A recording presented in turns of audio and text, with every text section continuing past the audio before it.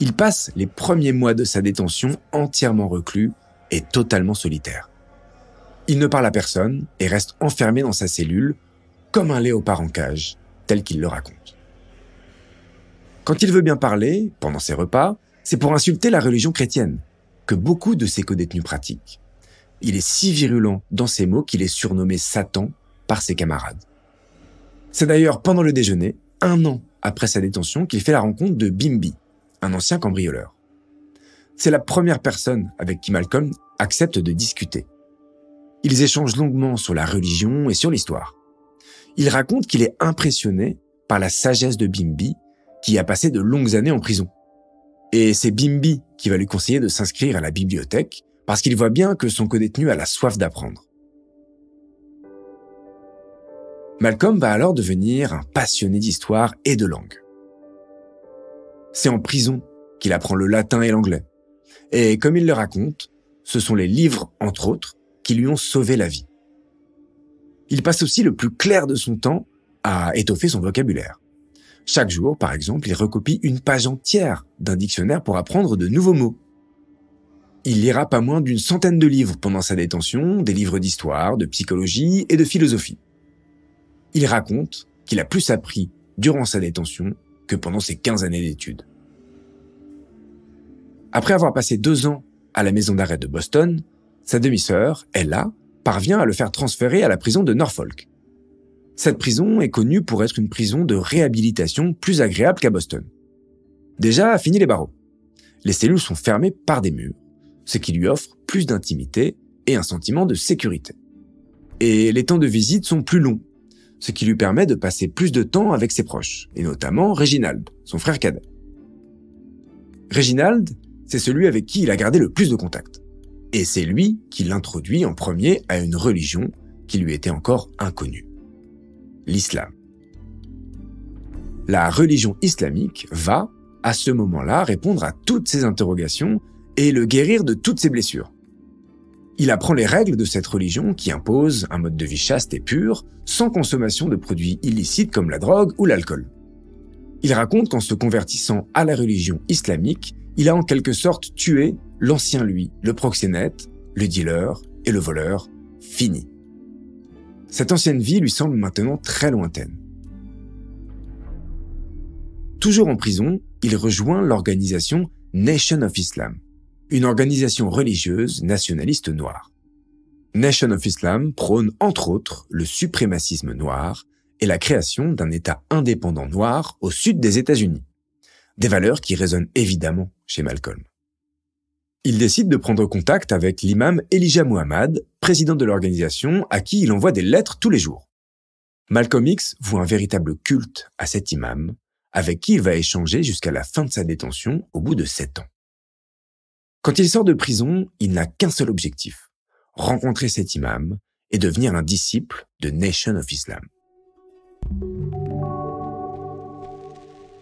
5e moment clé, la naissance de Malcolm X. Quand il sort de prison, il achète 3 objets qui marqueront le début de sa nouvelle vie. Des lunettes de soleil, un attaché case et une montre. Reprendre une vie normale après avoir vécu 7 ans de prison, c'est un véritable challenge. D'ailleurs, ce challenge est souvent insurmontable pour beaucoup d'anciens détenus qui ne parviennent pas à se réinsérer dans la société. Malcolm ne se laisse pas abattre. Après avoir rendu visite à sa demi-sœur Ella, il se rend au temple de Nation of Islam à Boston. Il est agréablement surpris par la fraternité et le respect entre les membres de l'organisation. Comme il le raconte, il ne s'est jamais autant senti à sa place. Mais la véritable révélation, elle a lieu quand il rencontre l'imam Elijah Muhammad physiquement pour la première fois. Il a du mal à décrire l'émotion ressentie quand il rencontre enfin celui qu'il a à distance, soutenu pendant sa détention. L'imam le félicite pour sa résilience et sa dévotion à l'organisation. Et il est tellement apprécié qu'il grimpe rapidement les échelons au sein de l'organisation. De disciple, il passe rapidement au statut d'assistant. C'est aussi à ce moment-là qu'il décide de remplacer son nom de famille Little, hérité de l'époque esclavagiste, par la lettre X. Alors pourquoi X ? Eh bien parce que pour lui, il est orphelin d'un nom, orphelin d'une famille et d'une tribu à qui ses ancêtres ont été arrachés. Il ne connaîtra jamais son véritable nom de famille, c'est pour ça qu'il a choisi la lettre X, symbole de l'inconnu. Ses journées sont rythmées par les meetings, les moments de prière et les visites des quartiers pour recruter de nouveaux adeptes. Pour la première fois de sa vie, il se sent utile, investi d'une cause qu'il veut défendre tout au long de sa vie. Alors, quand l'imam Elijah Muhammad lui propose de devenir ministre au sein du temple de Nation of Islam à Harlem, Malcolm X y voit clairement un signe du ciel. Malcolm X est désormais ministre du temple de Nation of Islam à Harlem. Il se dévoue entièrement à cette cause, mais il a du mal à recruter de nouveaux adeptes parmi les jeunes des quartiers. Il comprend alors une chose importante. Il faut toujours expliquer quelque chose en adaptant son langage à la personne en face de soi. Il réalise que sa façon de parler est trop soutenue, qu'il fait presque peur, en fait par son autorité et son charisme. Il décide donc de changer sa façon de parler pour créer de la proximité avec la population. Il n'hésite plus à parler de son passé, de ses erreurs et de sa repentance. Clairement, il se démarque des autres adeptes de l'organisation et très vite, la presse le remarque. Nation of Islam attire de plus en plus l'attention de la presse. On craint cette organisation qui se répand sur l'ensemble du territoire américain et qui prône une idéologie dangereuse et de haine envers les Blancs. Malcolm X n'hésite pas à prendre la parole pour défendre son organisation. Comme il le raconte, son but n'était pas d'être sur le devant de la scène, mais de représenter les valeurs de Nation of Islam et par extension de son imam Elijah Muhammad. Pendant plusieurs années, il sera fait porte-parole de l'organisation en défendant le nationalisme noir, la radicalisation et le refus de l'intégration. Plus précisément, il dit être pour la séparation et non la ségrégation. Quelle est la différence ? Pour lui, la ségrégation signifie qu'une population inférieure reste sous le contrôle d'une population supérieure. Ici les Noirs contre les Blancs. La séparation, c'est la création de deux États distincts, dans lesquels chaque communauté peut appliquer ses propres règles et ses propres lois. Malcolm X se dit pacifique, mais il n'exclut pas non plus le recours à la violence s'il estime que la communauté afro-américaine est attaquée. On est en 1959. 4 ans après avoir quitté la prison de Norfolk, Malcolm X est maintenant une figure que l'on reconnaît dans la rue, en tout cas dans les villes de New York et de Boston. C'est une personnalité admirée et respectée par la communauté afro-américaine. Mais il est aussi craint et jalousé par les leaders pacifistes et les Blancs, bien sûr, mais pas que. 6e moment clé, les ennuis commencent, jalousie et menaces de mort. Même s'il affirme n'avoir jamais voulu devenir une personnalité publique, si ce n'est pour défendre l'organisation Nation of Islam, on ne peut que constater que Malcolm X est devenu une figure tout aussi importante que Martin Luther King dans la lutte pour les droits civiques. Il raconte que le temple Nation of Islam de New York City, où il est ministre, est celui où l'on recrute le plus d'adeptes.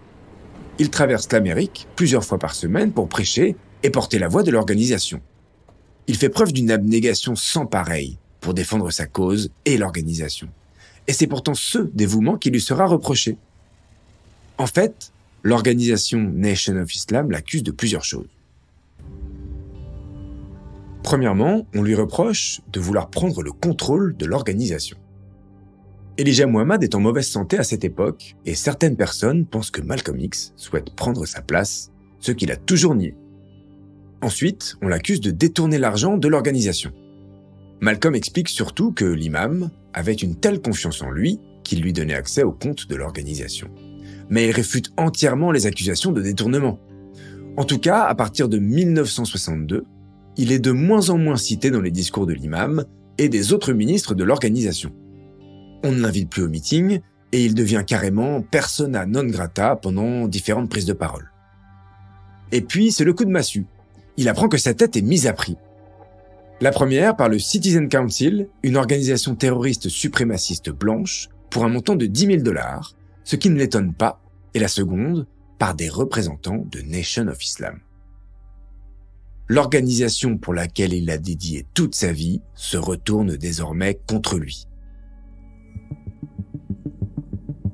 En 1963, un événement va venir bouleverser l'organisation. La mort du président des États-Unis, John Fitzgerald Kennedy, crée des tensions dans toute l'Amérique. Et bien entendu, Nation of Islam est visée, puisqu'elle est accusée d'être une organisation violente et anti-gouvernement. Une directive est donc envoyée à tous les ministres des différents temples de l'organisation. L'interdiction formelle de faire un quelconque commentaire sur le drame. Et est-ce que Malcolm va suivre la règle? Absolument pas. Quand la presse lui demande ce qu'il pense de l'attentat qui a coûté la vie au président, il n'hésite pas une seule seconde avant de répondre. Sa réponse est franche. Pour lui, ce n'est qu'un juste retour de bâton d'un gouvernement sourd aux revendications de son peuple. Cette prise de parole a l'effet d'une bombe. L'organisation est accusée de cautionner l'attentat et beaucoup de personnes se retournent contre elle, et même au sein de la communauté afro-américaine. Il n'en faudra pas plus pour que le couperet tombe. Malcolm X est officiellement retiré de l'organisation Nation of Islam. Mais les menaces de mort ne s'arrêtent pas pour autant, voire elles s'intensifient. D'autant plus qu'à la fin de l'année 1964, Malcolm X réfléchit lui aussi à créer sa propre organisation. L'étau se resserre. Malgré les menaces qui pèsent sur lui, Malcolm X ne se laisse pas intimider et fait une annonce dans la presse. Il va créer son propre mouvement en construisant une nouvelle mosquée à New York City. 3 jours après cette annonce, le 21 février 1965, il s'apprête à faire un nouveau discours à l'Audubon Ballroom à New York City. Il a conscience du risque qu'il prend pour sa vie, mais décide quand même de monter sur la scène avec cette détermination qui ne l'a jamais quitté. Mais il n'aura malheureusement jamais le temps de livrer son discours. 3 hommes entrent dans la salle et tirent 21 balles, tuant Malcolm X sur le coup. Les 3 assassins sont des membres de Nation of Islam. Ils sont reconnus coupables en 1966 et condamnés à la prison à vie.